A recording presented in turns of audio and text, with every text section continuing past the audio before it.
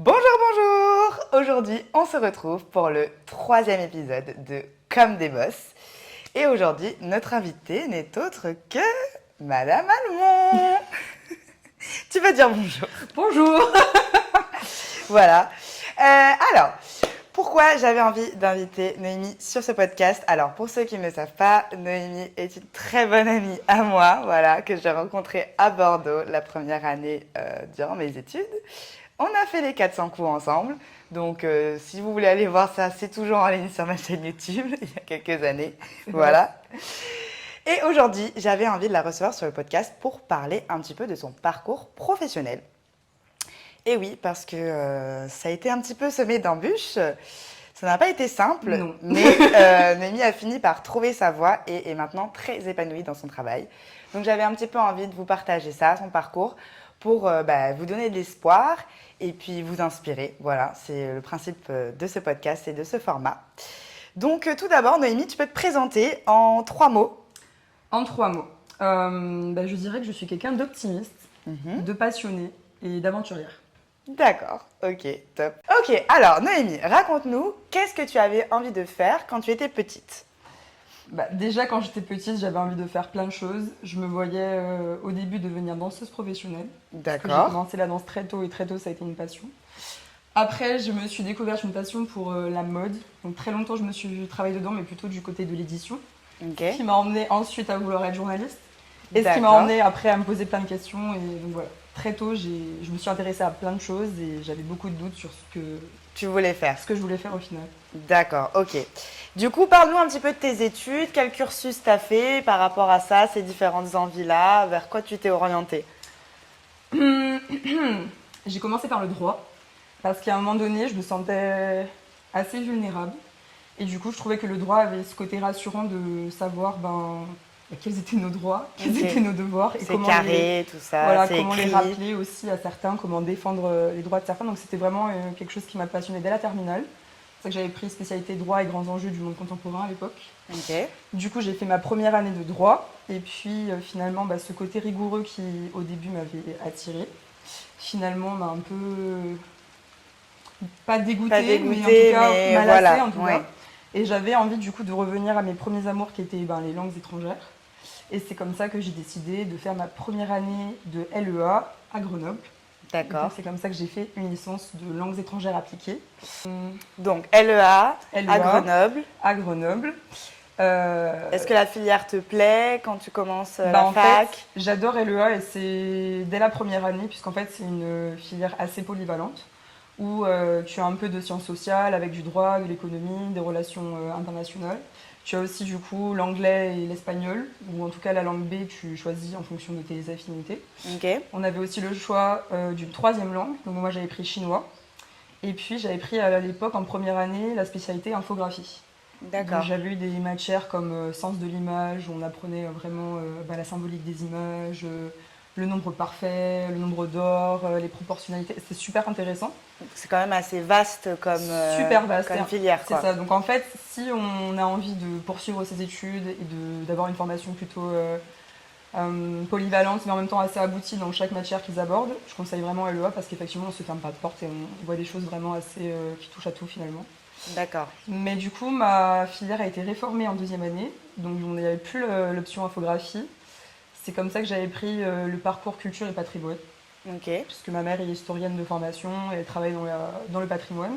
Et du coup, c'est un domaine aussi qui m'a toujours intéressée de par cela. Et donc là, pareil, j'ai eu des enseignements hyper divers. J'ai carrément une option islam politique, par exemple, Ok. les sites de l'UNESCO italien, enfin des choses hyper diverses et variées. Et ça a Bien. fait que renforcer ma culture générale. Et c'était passionnant, franchement. Je regrette absolument pas d'avoir pris finalement toutes ces options un peu par affinité, sans jamais vraiment me poser de questions où est-ce que ça allait m'amener, mais Oui, plutôt c'est ça. qu'est-ce que Tu ça allait suivais m'apporter sur le le moment. chemin au fur et à mesure, mais tu ne Totalement. voyais pas forcément Exactement. clairement où ça allait te mener. Pas du tout. Et en deuxième année encore, j'étais à Grenoble, c'était mes premières années d'études, j'en profitais pour voyager partout. Donc c'était pas, je me posais pas non plus, comment dire, c'était pas une pression à cette époque-là de savoir où est-ce que ça allait m'amener, en tout cas cette licence LEA. D'accord. Et du coup, en troisième année, J'ai voulu complètement shifter à nouveau mon parcours parce que je me suis dit mince, parcours touristique, enfin culture et patrimoine, je me vois pas nécessairement évoluer dans ce milieu professionnel, bien que ça me passionne.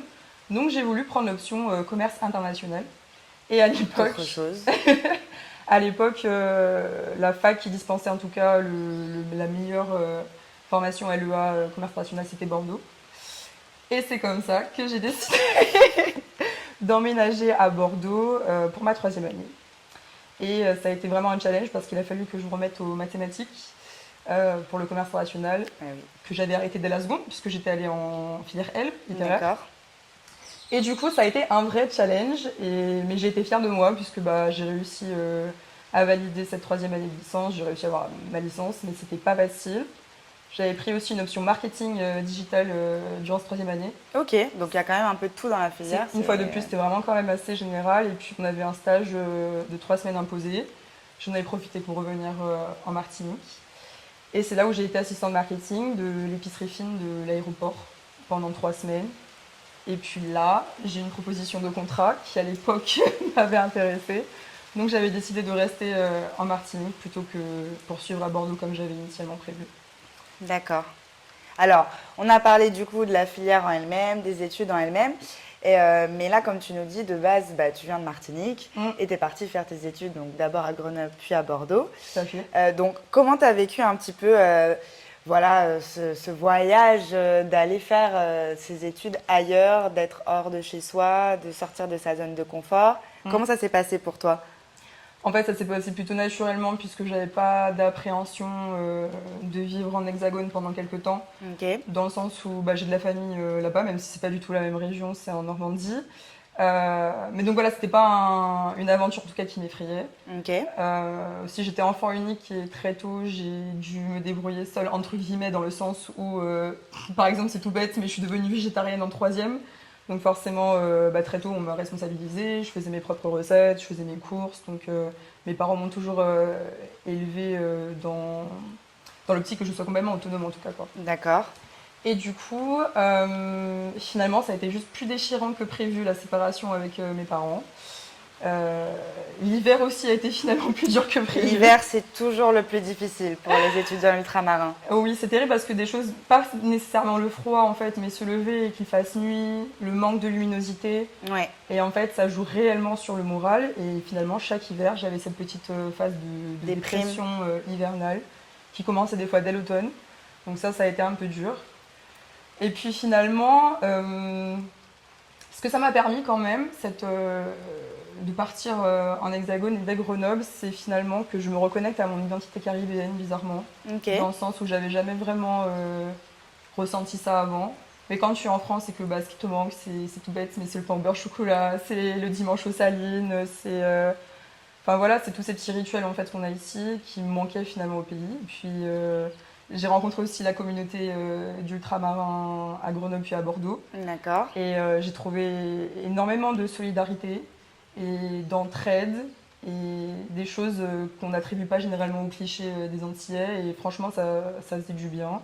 Et puis pour autant, enfin voilà, sans jamais m'enclaver dans ça, dans ce communautarisme, puisque j'ai rencontré des gens hyper intéressants.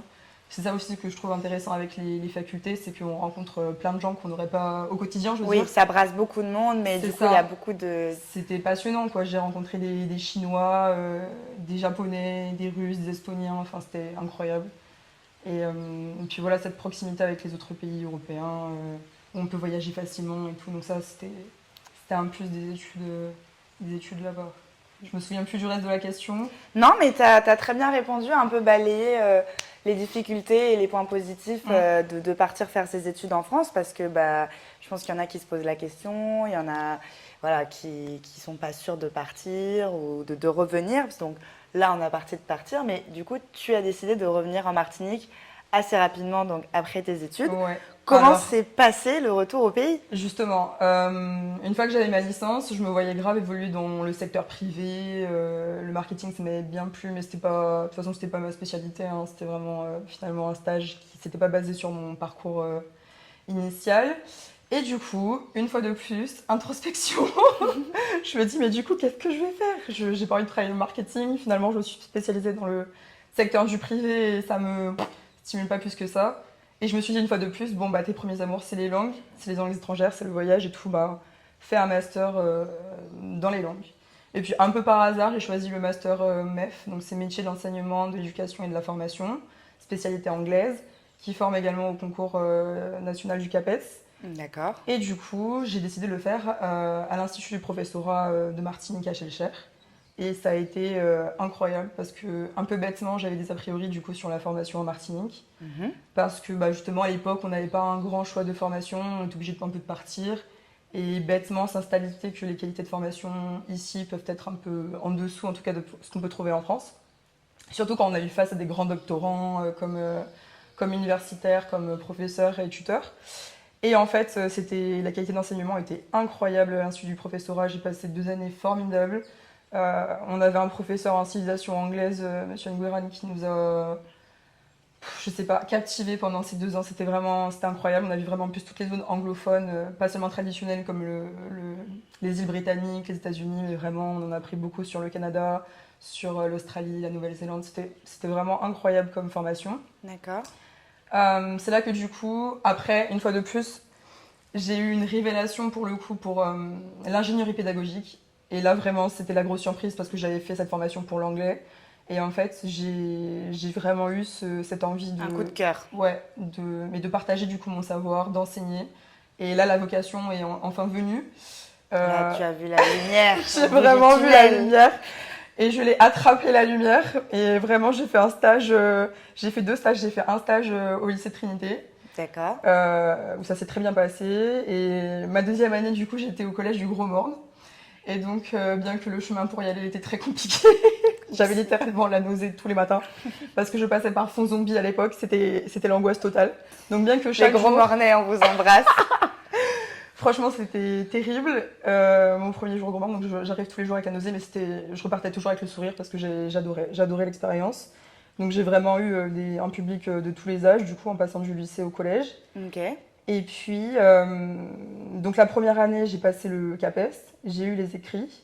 Et puis aux oraux, il y a un jour où je me suis viandée, j'en avais totalement conscience. Mhm. Et donc j'ai pas été surprise, bon, je l'ai raté d'un point sur 100, ça m'a un peu... Oui. Voilà, frustrée sur le coup, mais en vrai, je l'ai fait vraiment pour l'expérience parce que je voulais pas être titularisée, parce qu'il n'y a pas malheureusement de poste disponible pour les néo-titulaires à Martinique. Et D'accord. je me voyais pas tout de suite Repartir. Ok. et surtout pour une durée indéterminée.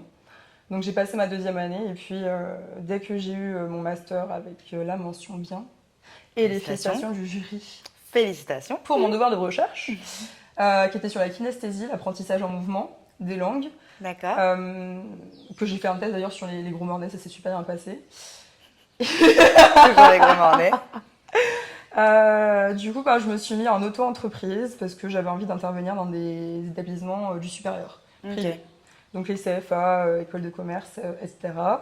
Et donc c'est comme ça que j'ai été professeur d'anglais pour des formations BTS et des bachelors 3e année. D'accord. Et là, du coup, bah, pareil, j'étais très à l'aise dans l'exercice, alors que j'avais des fois à peine 1 an de différence avec mon public. Oui, c'est ce que j'allais dire là, c'était... Ou parfois même, ils étaient plus âgés que moi, ça arrivait. D'accord. Et en fait, ça se passait ultra bien, j'ai pris mes marques très facilement, et c'est là où je me suis dit, ben, tout ce long chemin pour trouver ma voie, finalement, a porté ses fruits, et j'ai eu raison finalement d'écouter mon instinct à chaque fois, puisque tout ce que j'ai étudié, finalement, toutes les options que j'ai prises, sont venues nourrir aujourd'hui ma façon d'enseigner et le contenu de mes cours surtout. Oui, ça t'a servi quoi. Complètement. Surtout que du coup, bah, même mon option en commerce international, c'est ce qui a fait qu'on m'a choisi initialement dans l'école dans laquelle je travaille aujourd'hui. D'accord. Pour enseigner au BTS commerce international. Après, j'ai enseigné au BTS tourisme grâce aussi du coup à mon parcours patrimoine et culture en 2e année. Donc vraiment tout mon parcours tout est venu nourrir exactement. Au final ton CV actuel Totalement. Pour ce parcours. Ouais, les étoiles se sont alignées, vraiment. Et ben moi je trouve que c'est très inspirant parce que voilà, ça montre que même si des fois on n'a pas la vision claire de la fin, on avance petit à petit. Ouais. Tu t'es enrichi, comme tu as dit, de toutes les options que tu as pu prendre, se cultiver au fur et à mesure pour au final en faire ton métier. Tout à fait. Voilà, tout en étant parti en France, puis revenu en Martinique. Donc franchement, c'est admirable. Est-ce que tu aurais un conseil à donner justement à des étudiants qui, comme ça, sont en train de faire des études mais ne savent pas exactement où ils veulent aller? Genre, qu'est-ce que tu leur dirais?